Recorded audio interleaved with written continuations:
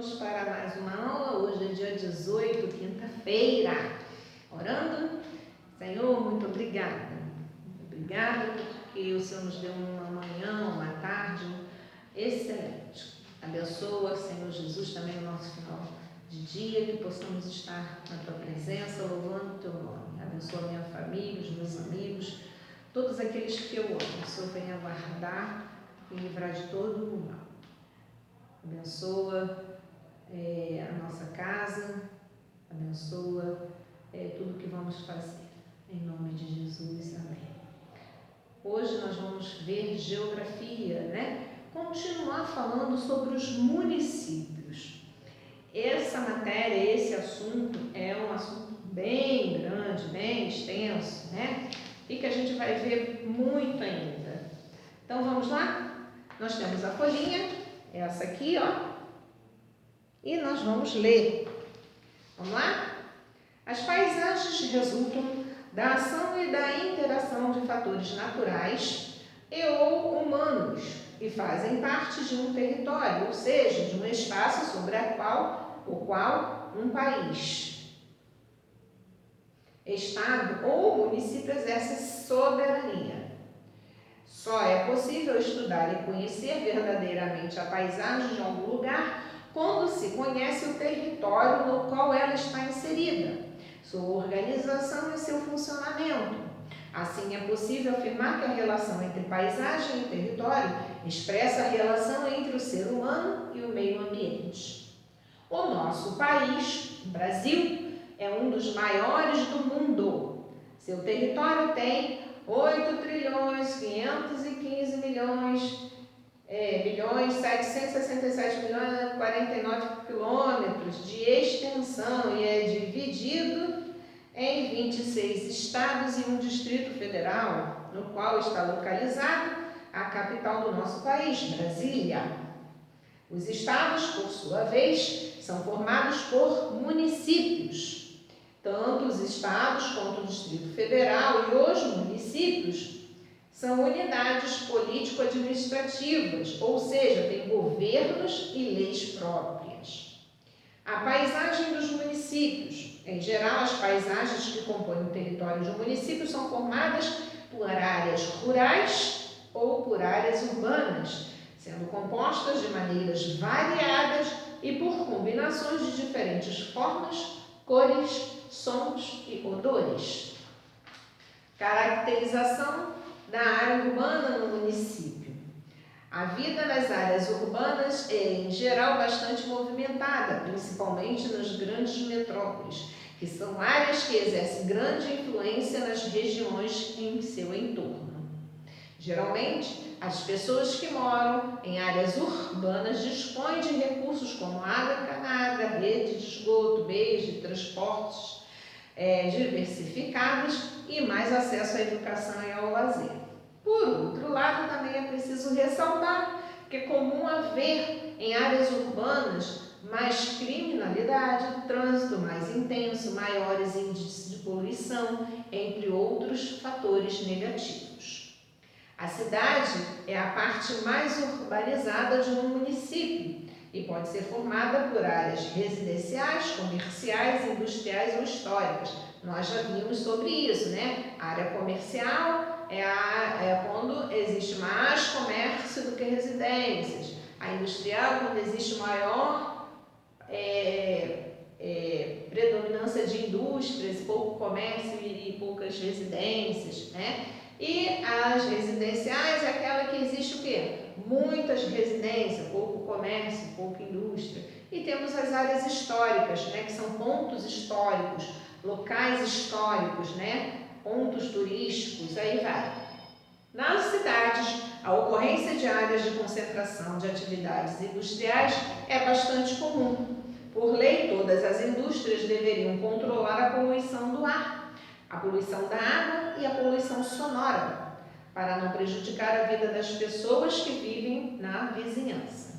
As cidades compõem as paisagens urbanas e em seus territórios podemos perceber variadas construções em formas retangulares ou quadradas, devido à grande quantidade de prédios existentes. Apesar disto, As paisagens das cidades não são uniformes entre si, variam de uma cidade para outra. As cidades históricas, por exemplo, costumam apresentar elementos com cores mais vibrantes do que as cidades industriais. Nestas, por sua vez, é comum a presença de construções que emitem sons, ruídos e até mesmo os odores bastante diferentes daqueles que podem ser escutados e sentidos na área rural. Aí a gente vai ter a caracterização de uma área rural no município. Então, o município ele é dividido em área urbana e área rural.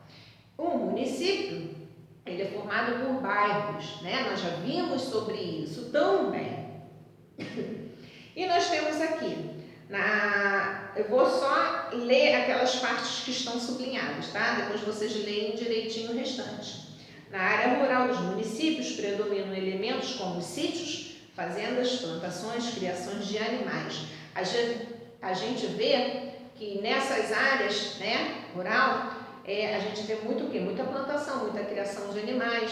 Uma casa fica longe da outra, né? O comércio também é bem distante, né? Então são características de uma área rural, de um campo. Em geral, os habitantes das áreas rurais desenvolvem atividades relacionadas à coleta, ao plantio de alimentos, à criação de animais. Porém, nos últimos tempos, com a modernização agrícola, as máquinas fazem grande parte do trabalho nas plantações, o que acaba levando muitas pessoas a abandonarem a vida do campo e se mudarem para a cidade, que é onde a gente chama de êxodo rural, né? Êxodo rural é o quê? É a migração de pessoas do campo para a cidade, tá bom? Êxodo rural. Lá embaixo, né, no último parágrafo, fala assim, em muitos municípios o espaço rural é maior que o espaço urbano. Em outros acontece o contrário. Então a gente vê que em muitos municípios a área rural é maior do que a área urbana. Aí nós temos os limites de um município. Os estados brasileiros são divididos em municípios. Então, os estados são divididos em municípios. Os municípios são divididos em bairros, tá? E nós temos aqui, os estados brasileiros são divididos em municípios. Um conjunto de municípios forma um estado. O conjunto formado pelos estados forma o Brasil, nosso país. Os municípios podem ser separados por limites naturais, como rios, serras e montanhas, ou artificiais, como estradas de ferro, placas de sinalização. Quando a gente viaja, a gente sai de um município e entra em outro, a gente vê placas de sinalização falando assim, ó, seja bem-vindo a Araruama, seja bem-vindo a Petrópolis, seja bem-vindo a Cabo Frio. Então, o que acontece? A gente está saindo de um município e entrando em outro município e a gente está notando isso por causa das sinalizações, dessas placas, né, que estão sinalizando que a gente está chegando em um outro município. E quem administra esse município? Todo município possui uma administração, isto é, uma equipe responsável por trabalhar em busca de seu desenvolvimento e de sua organização. A equipe que administra um município é formada pelo prefeito e pelo vice-prefeito e pelos secretários. O prefeito governa, administra e fiscaliza a execução dos serviços públicos do município. Os vereadores, por sua vez, elaboram as leis do município e aprovam ou vetam, quer dizer, não aprovam, as decisões do prefeito. Aí atrás, nós temos aí os eleitores escolhem os governantes do seu município por meio de voto. O prefeito e o vice-prefeito são escolhidos pelo povo por meio de eleições diretas, nas quais o eleitor vota diretamente do candidato que vai exercer determinado cargo. Já os secretários são indicados pelos representantes eleitos. Os prefeitos e os vereadores são filiados a um partido político e por meio de associações entre os partidos que os representantes do povo se reúnem para resolver problemas da população.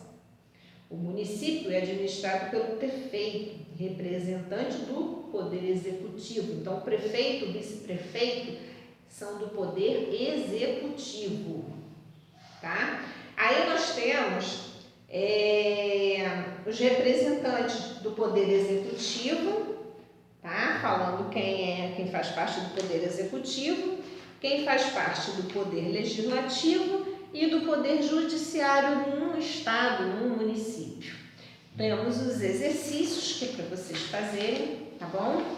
Façam direitinho, se quiserem leiam novamente nessa folhinha para aprenderem mais um pouquinho.